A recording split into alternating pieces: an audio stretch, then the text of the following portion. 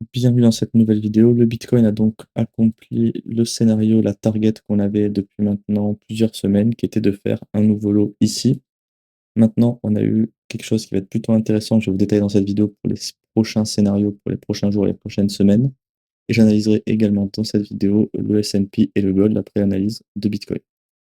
Déjà, ce qu'on va voir à l'écran qui est hyper intéressant, c'est qu'on est venu donc chercher le niveau des 59 000. Pour l'instant, ça ressemble à un beau graphe de liquidité. On a quand même eu un beau rejet depuis la prise de ce niveau. Maintenant, il faudra surveiller la clôture. Donc, je vous referai un point weekly la semaine prochaine pour qu'on analyse la clôture et voir comment ça termine. Parce qu'on peut être là aujourd'hui, mais dans 3 jours, il reste 3 jours et demi, on peut finir très bien à 55 000 si on veut. Maintenant, pourquoi ce niveau il était hyper intéressant à venir chercher? La simple et bonne raison, c'est que vous voyez que la dernière vidéo, on avait le point de choc futur qui était ici. Suite à la prise de ce lot, on a notre point de choc futur qui est redescendu à 67 000 $, ce qui fait que pour avoir de nouveaux scénarios de longue et potentiellement repartir sur des scénarios haussiers sur le weekly, on a juste le point de choc qui est très proche du price action actuel. On a à peine 10% à faire pour aller le chercher, alors qu'on était sur du 30-40 pour aller chercher celui des 83 000. Donc déjà, nos deux PI ici n'ont pas été mitigate et ils ne sont plus valides, donc on peut les supprimer parce que si on revient dans ces zones-là, le choc sera haussier, donc on cherchera des longues. Donc pour moi, pour l'instant, c'est ultra intéressant ce qui est en train de se passer. Si on vient choquer à l'os, on aura tout pour partir dans une jambe haussière. Après, il faudra quand même être vigilant parce que la structure, elle, reste baissière. J'aurais bien aimé qu'on clôture en dessous des 59 800 pour faire un BOS de structure et que notre strong high redescende à ce niveau-là. Ça aurait permis, en fait, de, si on voulait faire une jambe de hausse, d'inverser le choc futur et potentiellement la structure à ce niveau-là. Tandis que là, pour moi, si on fait un choc haussier, je serais toujours dans le biais de me dire que c'est pour faire un swing pullback et que celui-ci n'a pas forcément été assez profond dans cette structure. Parce que dans tous les cas, pour l'instant, il faudrait venir chercher les 100 000 $ pour inverser la structure et avoir tous les éléments alignés à la hausse. Sur le mensuel également, on a donc, on avait déjà pris cette zone ici, donc il n'y a pas eu de changement, on est juste en train de revenir à l'intérieur. Donc pour ça, c'est OK, pas de changement. Je vous referai un point début du mois de juillet la semaine prochaine. Donc là, pour le weekly, en tout cas, c'est tout ce que j'ai à dire. C'est plutôt intéressant ce qui s'est passé, mais on ne peut pas dire qu'on est bullish tant qu'on ne vient pas chercher les 67 500. Il faut vraiment surveiller ce niveau. Ce sera vraiment le niveau qui nous déclenche des scénarios haussiers. Sur le daily maintenant, ce qu'on peut voir, c'est exactement pareil. Un autre scénario de short que je vous avais tracé ici, comme ça. C'est donc réalisé. Donc, tous nos POI ici, on peut les enlever. Juste en garder un, parce que si on zoome un petit peu, vous allez voir qu'on a créé un FVG ici. Donc, on a un nouveau PY pour chercher des shorts. Sur le daily, pareil, on peut espérer avoir une petite jambe de hausse. Mais pour ça, il faudrait au minimum avoir un choc haussier. On est au 65 600. Pour l'instant, en tout cas, toujours dans des scénarios baissiers. On serait sur quelque chose comme ça. Évidemment, soyez vigilants dans ce PY parce qu'après tout ce qu'on vient de faire, on a des chances de transpercer. Et surtout, il faudra avoir un setup valide à l'intérieur. Il ne faut pas juste se positionner au marché comme ça qu'on voit des PY parce qu'il y en a tous les jours des PY, il y en a sur toutes les timeframes partout. Donc, il faut faire le tri. Ça sert à rien de tous les trader. Celui-ci, en tout cas, pour moi, je dirais pas que c'est un PY haute probabilité au vu de ce qu'on vient de faire juste ici. La seule chose que j'aimerais, pareil, hein, c'est de venir clôturer en tout ce niveau pour faire un BOS de notre structure qui est gigantesque parce qu'en fait, elle est confondue avec la structure wiki avec notre point haut qui est à 100 000 $ aux alentours des 100 000. Donc, pour le daily, c'est tout. Le H4 maintenant. Alors, le H4, on voit pareil qu'on a pris le lot. On n'a pas clôturé en dessous non plus. C'est dommage. J'aurais bien aimé qu'on clôture en dessous. Pour moi, ça aurait été intéressant pour avoir un BOS. Mais après, la réaction haussière est quand même intéressante. Donc, on ne va pas non plus chercher la petite bête, entre guillemets. Pour l'instant, en tout cas, ce qu'on voit à l'écran, c'est qu'on est toujours dans des scénarios baissiers depuis le point de choc qu'on a eu ici au 63 000.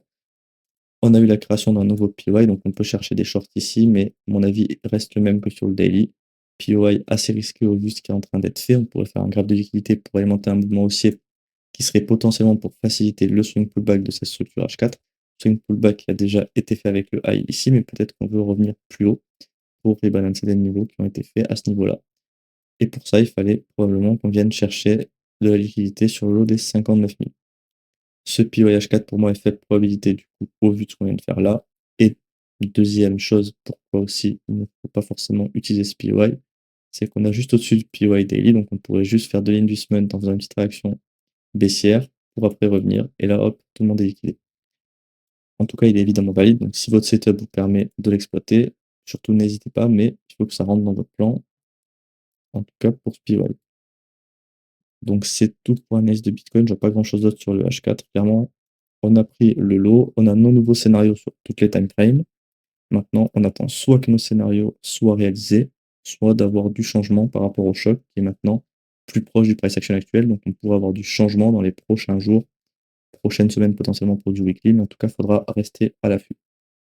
Pour les personnes qui veulent se former, je rappelle que j'ai créé un mentorat pour deux types de personnes différentes. C'est si vous voulez investir avec une stratégie vraiment qui est solide sur le long terme, et également pour les personnes qui veulent devenir trader et faire ça de leur activité principale. Donc pour ça, vous allez avoir différentes formules. Vous allez avoir du mensuel, trimestriel ou annuel. Et en quoi ça consiste? Vous allez avoir donc en premier lieu deux formations offertes, hein. Une formation qui va parler plutôt d'outils crypto pour sélectionner, trouver les bonnes cryptos et ensuite appliquer une stratégie sur ces cryptos.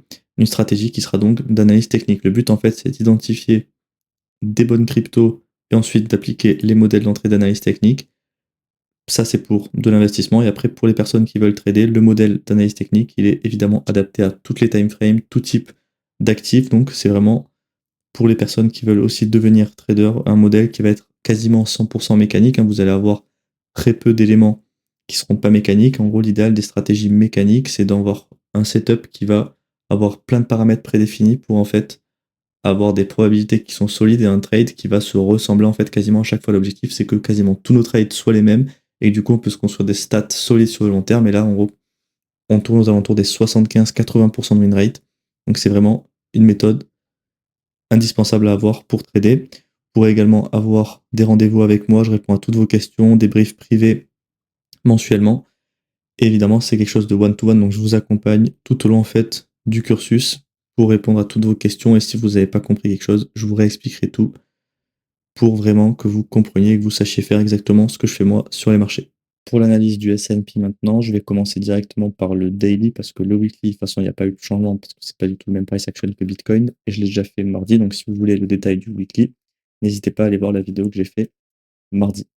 Sur le daily, qu'est-ce qu'on peut voir directement? C'est que, alors, mardi, on était ici, donc on est venu prendre le lot au sein de SPY Daily. On a une petite réaction actuellement, c'est pas hyper intéressant. De toute façon, comme je vous dis depuis mardi, je vais pas me materniser sur le S&P parce qu'en fait, vous voyez que les scénarios weekly sont baissés. Là, on a un PY ici, on a une demande. Ça, c'était juste une zone que j'avais tracée qui pouvait faire un rejet, ce qui avait été fait ici. Mais la zone à exploiter weekly, c'est celle-ci, hein. On cherche des shorts dans cette zone, je le rappelle.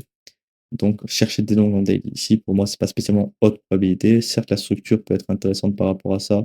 On peut avoir des éléments qui nous disent que c'est une belle zone, mais on a aussi des éléments qui nous disent que le weekly, on doit shorter ici. Donc pour moi, il y a trop d'éléments contrariens pour chercher une position là-dedans. Donc je préfère laisser passer ce price action et attendre soit qu'on vienne chercher directement les 6646 ou alors qu'on vienne choquer à la baisse ici. Pour le H4 par contre, là c'est peut-être plus intéressant. Alors le H4 pour moi là ça va être intéressant de chercher potentiellement des setups de longue, mais attention, pas maintenant. Je le rappelle toujours depuis ce niveau-là, depuis cette bougie ici, on est dans un choc baissier, on a choqué à la baisse. Donc on cherche uniquement des setups de short. Pourquoi je vous parle donc de long, c'est qu'actuellement, on n'a aucun setup de short, il n'y a pas de POI dans cette zone.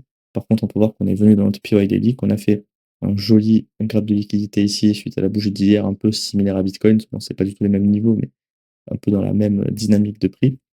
Et actuellement, le point de choc est redescendu au 7500. Donc, si on vient choquer à la hausse ici et qu'on a de nouveaux POI, pour moi, ce sera des setups de long qui seront quand même haute probabilité par rapport à la structure et au daily qui a son PY ici. Ça pourrait être comment exploiter notre PY daily via le H4 en fait qui nous permettrait de rentrer avec plus de confirmation.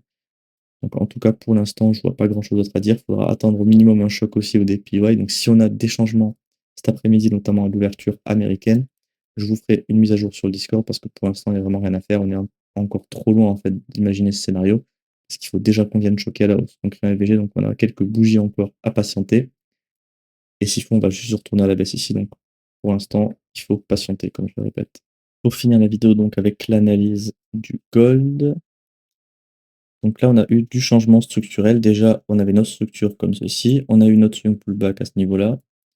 Et alors ici, on a donc eu un BOS donc notre nouvelle structure daily. Là, ça devient vraiment plus intéressant sur le gold, je trouve, parce que vous allez voir, la structure daily est vraiment plus petite, donc c'est plus simple de l'inverser. Par contre, on n'a pas encore posé le bottom de la structure. Si on baisse encore pendant une dizaine de jours, on peut très bien faire quelque chose comme ça s'il faut.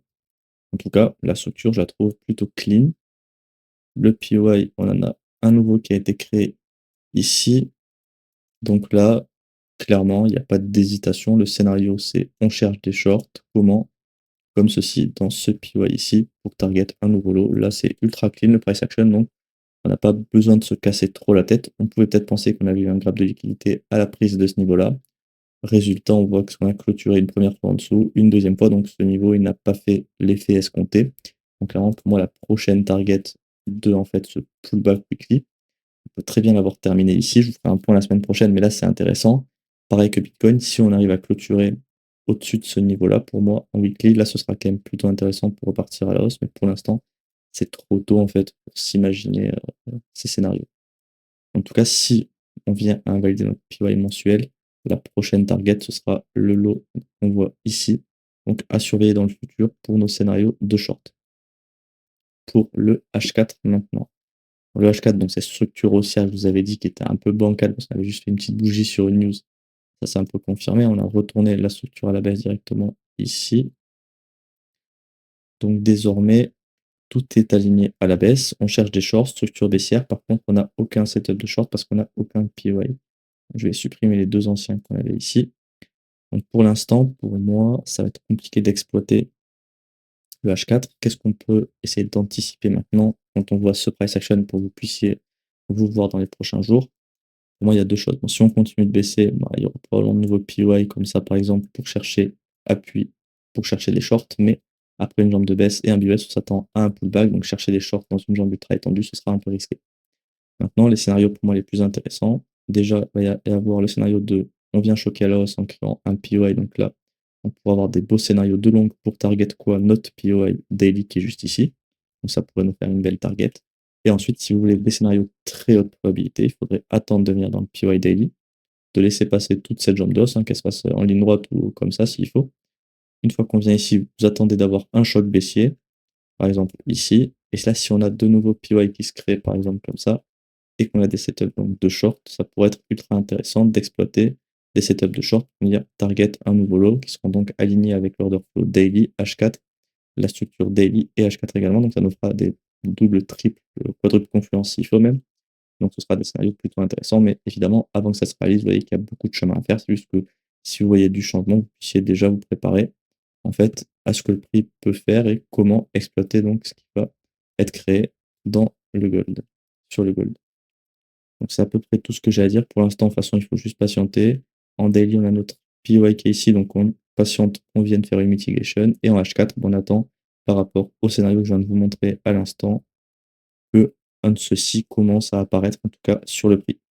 Je vous remercie d'avoir regardé cette vidéo. N'oubliez pas de vous abonner à la chaîne et d'activer la cloche de notification si vous voulez me soutenir et également être averti des dernières analyses publiées. Si vous voulez rejoindre soit le mentorat, soit avoir plus d'infos aussi sur notre algo Bitcoin, vous avez donc le lien du Linktree ici qui vous ramènera sur tous mes liens avec les différents sites que vous pouvez utiliser pour trouver des informations.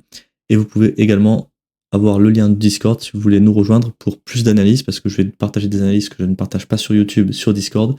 Et vous pouvez également poser toutes vos questions. Si vous avez une question par rapport au mentorat ou à mon algo Bitcoin, vous pouvez évidemment venir et je vous répondrai avec plaisir.